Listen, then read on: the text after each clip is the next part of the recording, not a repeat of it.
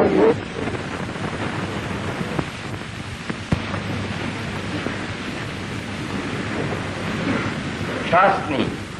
poštovani, poglaviti, velemožni, ugledni i plemeniti, mudri i obzirni, ljubljeni i vjerni.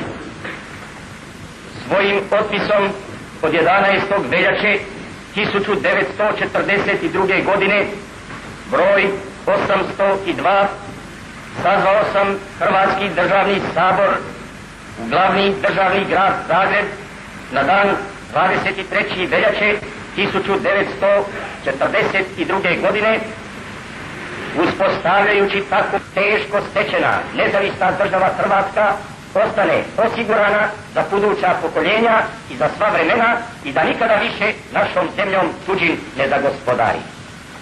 Vaša je najveća dužnost raditi da se naša nezavisna država Hrvatska izgradi unutra čim prije i čim bolje, tako da ona bude dostojna predaje hrvatskog naroda